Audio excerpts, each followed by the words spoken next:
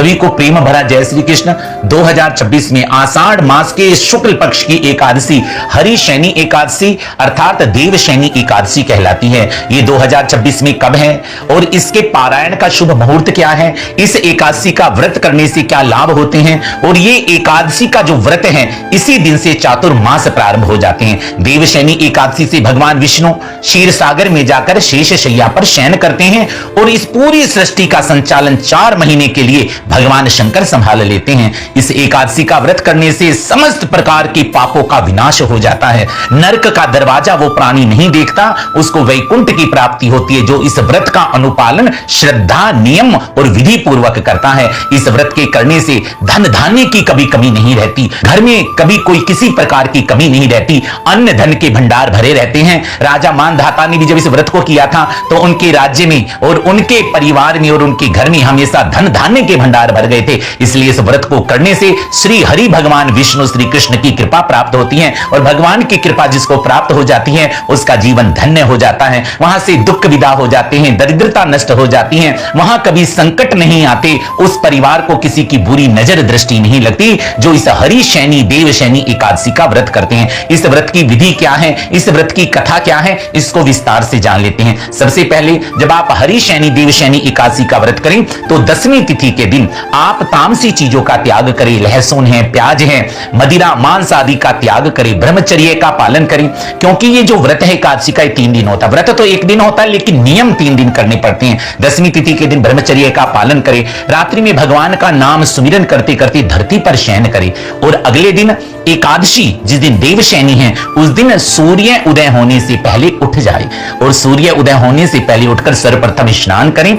स्नान करते वक्त थोड़े से काले तिल अपने स्नान वाले जल में डालकर स्नान करें। शुद्ध वस्त्र पहनकर सर्वप्रथम सूर्य भगवान को अर्घ्य देना चाहिए। बिना सूर्य भगवान के अर्घ्य दिए देवशैनी एकादशी का प्रारंभ हो नहीं सकता, इसलिए सूर्य भगवान को जल दें ओम श्री सूर्याय नमः कहकर। उसके बाद अपनी पूजा कक्ष में आए, समस्त अपने घर के अंदर गंगा जल का छींटा करवाएं और फिर सर्वप्रथम अपने हाथ में गंगा जल लेकर के, दक्षिणा लेकर के, काले तिल लेकर, पुष्प लेकर संकल्प करना चाहिए। संकल्प यदि आप एकादशी के व्रत में नहीं करते हो तो आपको एकादशी व्रत का फल प्राप्त नहीं होता। इसलिए भगवान के सम्मुख आसन पर आप बैठ जाइए, एक अखंड दीपक जगाइए जो एकादशी से लेकर के द्वादशी तक जलता रहे। उस दीपक के सामने बैठकर आप संकल्प करें, दक्षिणा, काले तिल, गंगा जल और पुष्प लेकर 3 बार ओम विष्णु ओम विष्णु ओम विष्णु बोलिए।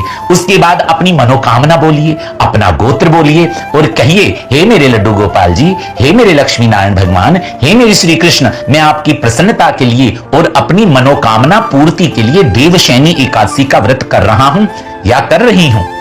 प्रभु आप मेरे व्रत की रक्षा करें। इस प्रकार इस दक्षिणा, जल, फूल और तिल को भगवान के चरणों में चढ़ा दें। उसके बाद में पंचामृत जैसे दूध, दही, घी, शहद, शक्कर यदि सामर्थ्य है तो पंचामृत बना करके अपने लड्डू गोपाल जी आपके घर में विराजमान हैं तो उनको स्नान कराएं। फिर शुद्ध जल से स्नान कराएं। ओम नमो भगवते वासुदेवाय मंत्र का जाप करते रहें और आप लड्डू गोपाल जी को स्नान कराते रहें। आपके घर में लड्डू गोपाल जी नहीं है तो लक्ष्मी नारायण भगवान की, सीताराम भगवान की, राधा कृष्ण भगवान की मूर्तियां हैं तो उनको जल से छींटा दे दे। फिर उस फोटो को पोंछ लें, फिर तिलक लगा दें। अगर लड्डू गोपाल जी हैं तो पीले वस्त्र पहना दे, पीले पुष्प चढ़ा दे। तुलसी के कम से कम 11 पत्ते एक दिन पहले यानी कि 10वीं तिथि को ही तोड़कर रख लें। अगर 10वीं तिथि के दिन रविवार पड़ रहा है तो भी तुलसी नहीं तोड़नी चाहिए। शनिवार को तोड़ के गीले कपड़े में लपेट करके फ्रिज में रख दीजिए और फिर एकादशी तिथि के दिन उन पत्रों को लेकर ओम नमो भगवती वासुदेवा एक एक पत्र लेकर, एक एक तुलसी का पत्ता लेकर भगवान को समर्पित करने से सभी मनोकामनाएं भगवान पूर्ण कर देते हैं। संतान की मनोकामना है, पुत्र की मनोकामना है, धन की मनोकामना है, नौकरी की मनोकामना है, सुख शांति की मनोकामना है, पति पत्नी में प्रेम बढ़ता रहे, इस प्रकार की मनोकामनाएं, भगवान के चरणों की भक्ति की मनोकामना है, ये सभी प्रकार की मनोकामनाएं भगवान पूर्ण कर देते हैं जब आप तुलसी का एक एक पत्ता भगवान के चरणों में चढ़ाते हैं। उसके पश्चात में यथावत भगवान को पीले फल चढ़ा दी और फिर जब आप फल चढ़ाएं तो ओम नमो भगवती वासुदेवाय मंत्र बोल, ओम नमो भगवती वासुदेवाय फल चढ़ा दिया, ओम नमो भगवती भगवती वासुदेवाय आपने पुष्प चढ़ा दिया। इस विधि से पूजा करने से समस्त एकादशी व्रत का और पूजन का फल प्राप्त होता है। उसके बाद भाव श्रद्धा से आरती करें, भगवान को जब भोग लगाएं तो तुलसी पत्ता उस भोग में अवश्य पधरा दें। उसके बाद में आसन पर बैठकर हाथ में तुलसी पत्ता लेकर के एकादशी व्रत की कथा को सुनना चाहिए। आप व्रत करते हैं और व्रत की कथा नहीं सुनेंगे तो भी एकादशी का व्रत अधूरा है, और यहां से एकादशी व्रत की कथा आरंभ होती है।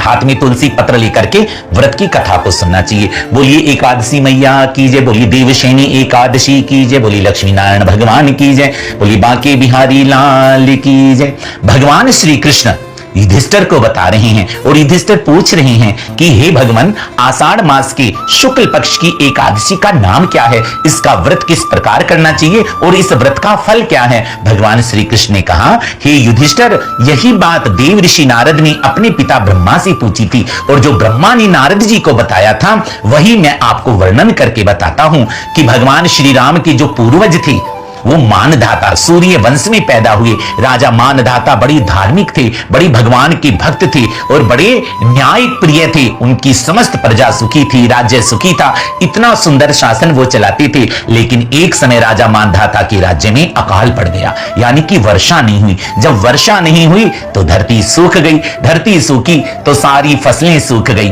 सारे फल फूल वृक्ष सूख गए, और जैसे फल फूल वृक्ष घास पत्र सब सूख गए तो गौ माता को खाने को कुछ नहीं मिला और उससे गौ माता अति दुर्बल हो गई। गौ माता ने दुग्ध नहीं दिया, दूध नहीं दिया तो दूध से दही नहीं बनी, दही से मक्खन नहीं बना, मक्खन से घी नहीं बना, और जब घी नहीं बना तो वेदज्ञ ब्राह्मणों ने ऋषियों ने यज्ञ नहीं किए तो फिर बादल नहीं बनी। इस प्रकार अकाल छा गया, दाने दाने के लिए प्रजा भूखी मरने लगी। राजा मानधाता बड़े दुखी हो गए कि राजा के पाप की वजह से प्रजा के अंदर कष्ट आता है, यानी कि राज्य में संकट छा जाता है, अकाल पड़ जाता है। राजा मानधाता बड़े दुखी हुए, अपने राज्य का त्याग करके वो घोर जंगल में चले गए। भगवान का स्मरण करते करते आगे चले, चलते चलते उनको अंगिरा मुनि से उनकी भेंट हुई। अंगिरा मुनि के चरणों में राजा मानधाता ने प्रणाम किया और प्रणाम करके राजा को जब चिंतित देखा, अंगिरा मुनि ने पूछा तुम्हारे कष्ट का कारण क्या है।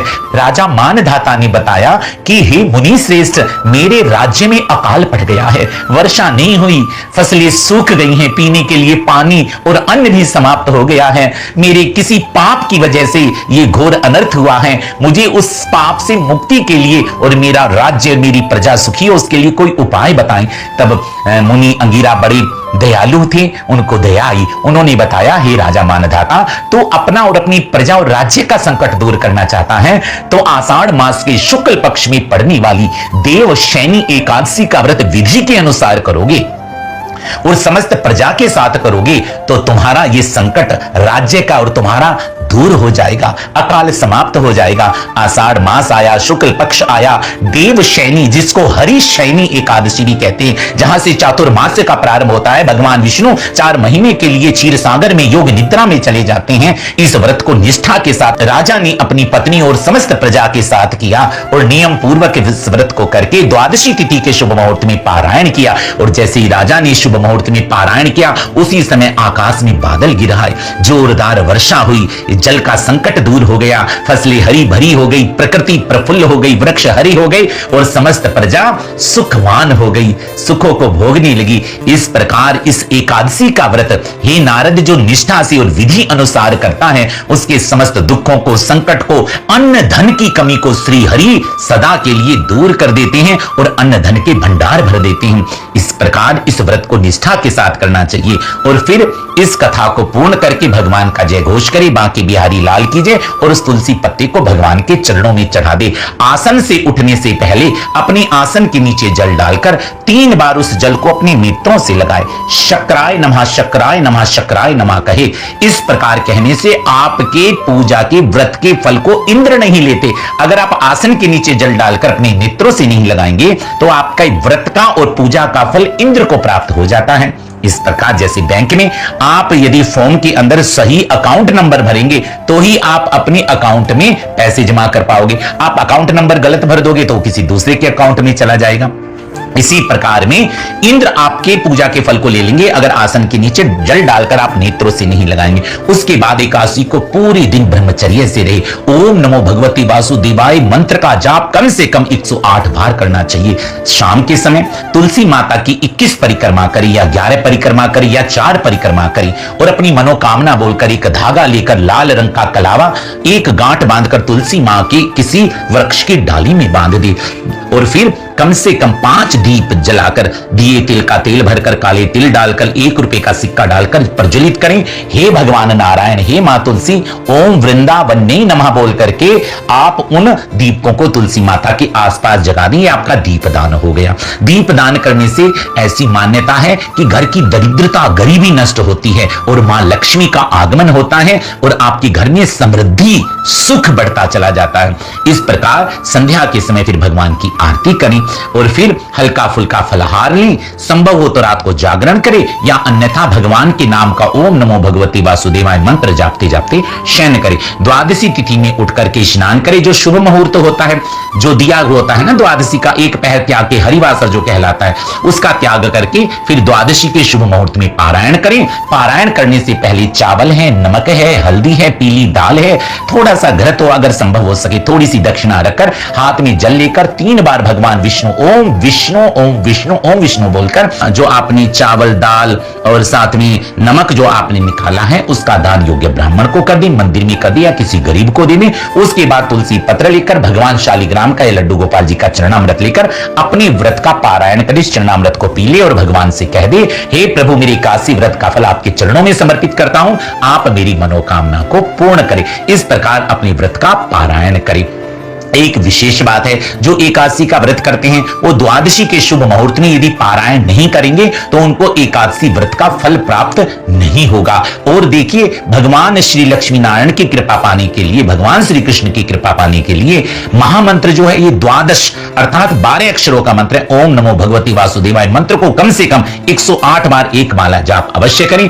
इस प्रकार आप एकादशी का व्रत करेंगे तो भगवान की कृपा होगी। लेकिन अब जानते हैं ये व्रत कब है 2026 में? आषाढ़ मास के शुक्ल पक्ष की जो देवशैनी एकादशी है इसका शुभारंभ 24 जुलाई 2026 दिन शुक्रवार की सुबह को 9:12 से आरंभ होकर अगले दिन 25 जुलाई की सुबह को 11:34 तक रहेगा। इसलिए उदया तिथि के अनुसार में देवशैनी एकादशी का व्रत 25 जुलाई 2026 को रखा जाएगा और इसके पारायण का जो शुभ मुहूर्त है वो 26 जुलाई 2026 की सुबह को 5:40 से लेकर सुबह के 8:25 के मध्य कर लें। ये देवशैनी एकादशी की बहुत बड़ी महिमा है और आपको ये देवशैनी एकादशी के व्रत की विधि कथा अच्छी लगी है तो हमारे YouTube चैनल पे आकर हमारे चैनल को सब्सक्राइब कीजिए, बेल आइकन को अवश्य दबाइए और कमेंट में जय श्री कृष्ण लिख दीजिए ताकि हमें भी आपकी ये जिज्ञासा हमें शक्ति प्रदान करती है। इसी प्रकार हमारे साथ जुड़े रहिए। जय श्री कृष्ण।